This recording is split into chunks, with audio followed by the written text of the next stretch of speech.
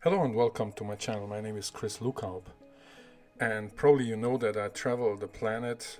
I look for aquatics like for fish, for shrimp, for crayfish, and in most of the rivers, I would say in all of the rivers, creeks, lakes, I see roots, I see woods, and they have different roles in these waters. So in the last years, I think also the importance and the role of the roots and the rocks, they increased. They play a much more significant role in the hobby than 40 years ago when I started. We just put some roots in the aquarium and we didn't design them. Today, we're talking about aquascaping, we design them, and I always would like to point to nature to see, okay, how nature does it. And here in these opening videos, I will show you examples from different parts of the world about how nature designs roots, and I hope you get inspired by that. It's not only the design, because like here we see Ancistrus, and they not only they use the logs or the roots or the wood as feeding.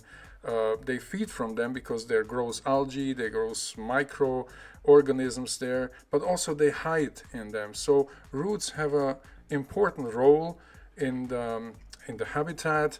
The fish hide during the day when the sunlight is too intense. You can see a lot of fish just hiding under one root, especially on the margins, but also on the bottom of the lake. And when I go to a habitat, usually the first thing where I look for is where is the roots or where is wood, because like here, you see the fish hide under it, and usually I put my camera in those spots. Here we have snails in Florida. They love especially the hard substrate. They will just stay on the roots because in the sand they don't find that much food, so they gather all on the logs.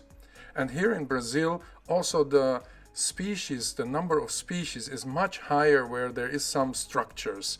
So fish can hide, they can find shelter, and sometimes like here in the USA, in Alabama, this is the first spot I went on. I tear the log and I knew I will find something there. And here I found a crayfish inside of this log, and it's a Procambarus species. So roots have all different kinds of functions in the aquarium, and yeah, let's take a closer look to it. And this is like, take an example from nature and then try to understand what role they play in an aquarium. Not only that they look bizarre, but in the combination with plants, I think that makes the difference. I believe that aquascaping really had an impact, especially in the 2000 years, 2010 then, until now. And we don't only use the roots or woods inside of the aquarium, we also sometimes have the wood or the roots outside. And that is just something that developed in the last 10, 15 years. And this is a piece, for example, that was designed by Oliver Knott. Real wood plays an important role in nature, and I've never seen a place underwater that I would say it looks chaotic. No, it always fascinates us and it always inspires us as well. So now let's go from nature into an aquarium and see how does that look in an aquarium. So I would say real roots have several important advantages in an aquarium in general and in the shrimp aquarium in particular. They contain tannins, which they release into the water and make the water more animal friendly, and they promote the formation of growth and biofilms, which consists of bacteria, other microorganisms, and algae. Biofilms are preferred by shrimps, antenna catfish, and other growth eaters. The microorganisms and unicellular algae in the growth contain important proteins, vitamins that shrimps, catfish, and other growth eaters can utilize particularly well and which they urgently need. In addition, real wood roots provide growth eaters with important fiber, because fine wood fibers are always absorbed when they are grasp on the wood, and this ensures a good digestion. And in nature we have several species that like to sit on woods or hard substrate like Neritina, Vitina, Cliton species, and also this Tylomelania from Sulawesi, for example. You can find it specifically on rocks or wood. So when it comes to set up an aquarium, I always prefer natural woods before plastic. I mean, there's people that put a lot of plastic in their aquarium, and probably algae grow there as well. But I think a lot of microorganisms, they prefer the wood. So nothing against plastic, but I always prefer the natural things like wood and rock before I put any plastic in an aquarium. Of course, in the trade you find a lot of different types of roots, and I went a couple of days ago to a friend of mine that has a shop not far away from me, just a couple of minutes, because I think that he has a very good selection of different types of woods. So you can go to the trade, to your local fish store, and select different types of woods there. And like Jürgen Würz, I would say he's specialized on this. More or less, he's not a very big shop, but he's a very good selected shop. But also you can go to fairs, like here Vivarium in Holland, one of my favorite fairs. And another possibility is you go online, like here www.garnelio.com or DE, and they have like 40 different types of roots in their online shop. And there you can go for example, the bonsai trees, different spider woods, and a lot of different possibilities. So there's a lot of things to choose from. But in my view, you should, before you put anything in your aquarium, you should read about it, because different woods have also maybe a different reaction with the water. So in my case, it's usually the smaller pieces, like here the mini dry bush that I found the other day on Garnelio. And I have a lot of nano aquariums, so if I use bigger roots, they take a lot of space, so I prefer this type. And the boraras, for example, I'm just shooting series about boraras. They need a lot of plants and roots to hide, because then the real color comes up. If you don't have that in an aquarium, they will not color as nice as with all the roots. And if it comes to the masters of the woods and the wood work, we have to take a look at Indonesia. I was invited a couple of years ago. I mean, I have been several times in Indonesia as a judge or just visiting the fairs. When it comes to aquascaping, I think this is the place to look at. They have so many good aquascapers, and just at this fair there have been like 300-400, and they work for many days in their show aquariums. They use different type of woods, and I think they're little pieces of art. I mean, they work for hours every day. They use a lot of glue. I think they're like pounds and kilograms of this special glue that they have for aquariums, and they work in this, like I said, for many hours, and they do little pieces of art. I believe that Indonesia has thousands of good aquascapers, and I think that in Europe, for example, we have maybe a couple of hundreds, but Indonesia are thousands. And also people in the hobby, I think they go in the millions, because it's aquascaping and plants in general is very big in Indonesia, not to compare with Germany, where we have a handful of good aquascapers. And I have been filming there for a couple of days, so if you would like to see a video just on Indonesia, how they build these little pieces of art, and as you can see here, they built the whole thing and then they fit it to an aquarium, and this is a very special technique. They do it in a dry scape, and then later add the soil or add the sand and put the plants then on top. They use also, with the plants, they use a lot of glue, and I was really wondering how many of these here you can see this kind of glue. And in Indonesia it's very cheap, it costs like 10-20 cents, so that's why they can use a lot, versus in Germany, if you use that, it will cost you a good amount of money. So if you want to see a video just about Indonesian aquascapers, let me know in the comments.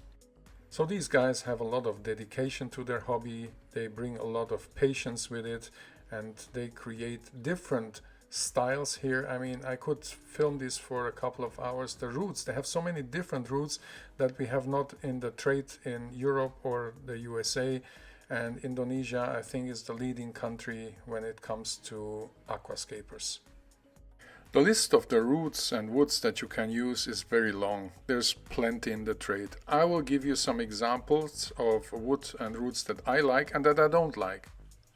So I will start with a wood that I don't like too much because I had problems with it in the past, Mopani. The first is that they can absorb heavy metals at their location and then later release them into the water, and usually shrimps are the first to react on it. And the second problem is that they sandblast them, and sometimes for the sandblasting they use metal balls, and these metal balls can stay embedded in the root and later also release heavy metals to the water, and the shrimp are often associated with Mopani in the tank. I had this a lot in forums and on Facebook, so this is a constant issue. So not one of my favorites, I don't use it at all. The second wood that I don't like is Talava wood because it's very light, it can float up to 2-3 weeks, and I don't have the patience for that. The solution would be that you zip tie it to a rock and then the problem is solved. And then we have the red peat bog wood, which is a mixture between rather thick parts and thin parts, and I like this mixture. It floats sometimes, so also you could zip tie it to a rock. And then there is mangrove wood. You can find them in really small pieces but also really big ones. And the thing with this wood is that it often floats and it releases a lot of tannins. For the big parts, for the big pieces, they are ideal for catfish aquariums or for South American aquariums. For my nano aquariums, I don't use this kind of wood. I'm a big fan of the spider wood. They come in different sizes, and also then you have the possibility to tie them up in different roots to one big one, and you can be very creative with these ones. You can put mosses on them, you can put Java fern on them, anubias, all the plants that sit on roots, and still you have a lot of space in between, so it's not such a root that is really invasive in a nano tank. Here, for example, I have like 15 different small roots and I glued them together to one. This was for a nano aquarium for 30 liters. And here the same, I had 3 roots, and as you can see I used glue together with soil. I mixed the glue and the soil, and in the end the result was good. Driftwood is also a great wood that I like and that I use. It comes usually from different places. The good thing with this wood is that usually this stayed for a long time in the water and you don't run into the problems that you have using other woods for the first time, like this cottony bacterial coating, biofilms and this stuff. So it's an ideal wood for aquarium. Dragonwood is soft wood. It usually floats for a while, but later it sinks to the bottom, and then it's ideal for crayfish, little small catfish, and for shrimp. Curlwood is another wood that I really like.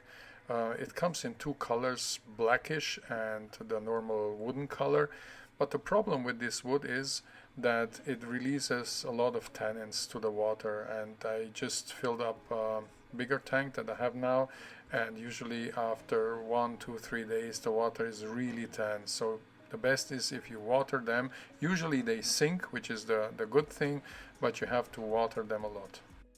Some shops also offer these tea tree branches, and they are very fine thin roots or branches, not roots but branches, and you can be very creative with them. You can let them stick out of the aquarium. If they are in the aquarium for a while, you have to be careful because they break very easy, especially if you clean the aquarium, cut the plants, and that can break them, and after a while there's not too much left of these thin fine branches. Binchotan coal is something that Oliver Knott started to use in 2003, he just told me. This is a very high quality and expensive charcoal. At extreme temperatures between 1350 and 1650 degrees Celsius, the wood is charred over several weeks. And it's a very time-consuming method of charring, and it's one of the reasons why the Japanese Pinchotan is so special. Even with large amount of wood, only a small amount of charcoal remains. But it's very interesting, and Oliver introduced this to the hobby. It's a kind of wood, but a burnt wood, I would say. I like it a lot. Sometimes you even can use coal to filter the water, and after a couple of days the water is very clear. But now comes the big but. These tannins, which can discolor the water slightly to strongly tea brown, have extremely useful properties for shrimp and ornamental fish. Not only do they slightly acidify the water, they also have a mild antibacterial and fungicidal effect, which can reduce the dangerous bacterial density in the aquarium. Tannins from aquarium roots can also help crabs, shrimps, and crayfish to molt, and they can even bind toxic heavy metals and render them harmless. So here we have, for example, the boraras. They come from waters that have a pH of 4.5, a lot of tannins that comes from the leaves, from the roots, and this does them well. So when they come from Indonesia, we import them to Germany. Very important is that we also transfer them to a black water with a pH of 4.55, and after a while we can transit them to the more clear water. And this is mainly because of the bacteria, because if once you give them this impact of all the bacteria, that doesn't do them well. So in addition, the colors of ornamental fish and invertebrates in the aquarium come into their own much more beautiful and slightly ambered color water, and the entire aquarium appears less hard, I would say.